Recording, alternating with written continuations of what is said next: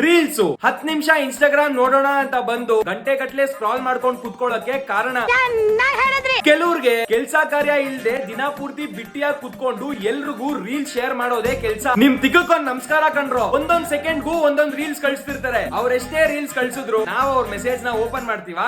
No way. ನಾವ್ ಕಳ್ಸೋದನ್ನ ಅವ್ರು ನೋಡಲ್ಲ, ಅವ್ರು ಕಳ್ಸೋದನ್ನ ನಾವ್ ನೋಡಿಲ್ಲ ಅಂದ್ರೆ ಅದಕ್ಕೂ ಹರ್ಟ್ ಆಗ್ತಾರೆ. ನಾನ್ ಕಳ್ಸಿರೋ ರೀಲ್ ನ ನೀನ್ ನೋಡಿಲ್ಲ ಅಂದ್ಮೇಲೆ ನೀವೆಲ್ಲಾ ಫ್ರೆಂಡ್ಸ್. ಅವನಿಗೆ ಬೇಜಾರ್ ಮಾಡೋದ್ ಯಾಕೆ ಅಂತ ಅವ್ನ್ ಕಳ್ಸಿರೋ ರೀಲ್ಸ್ ನ ನೋಡದೆ ಇದ್ರು ಅವ್ನ್ ಚಾಟ್ ನ ಸೀನ್ ಮಾಡಿ ಬಿಡ್ತೀವಿ. ಅದೂನು ಅವನಿಗೆ ಪ್ರಾಬ್ಲಮ್. ಏನಾದ್ರೂ ರಿಯಾಕ್ಟ್ ಮಾಡು, ನೀನ್ ನೋಡಿದ್ಯಾ ಅನ್ನೋದಕ್ಕೆ ಏನ್ ಪ್ರೂಫ್? ಆಯ್ತಪ್ಪ, ಫನ್ನಿ ಇದ್ರೆ ಹಹಾ ರಿಯಾಕ್ಟ್ ಮಾಡಿ, ಇಲ್ಲ ಅಂದ್ರೆ ಸುಮ್ನೆ ಲೈಕ್ ಮಾಡಿ ಬಿಟ್ರೆ ನಾನ್ ಕಳ್ಸೋದಕ್ಕೆಲ್ಲ ಸುಮ್ನೆ ರಿಯಾಕ್ಟ್ ಮಾಡ್ಬಿಡ್ತೀಯ ಅಲ್ವಾ? ಚೆನ್ನಾಗಿದ್ರೆ ಏನಾದ್ರೂ ರಿಪ್ಲೈ ಮಾಡು.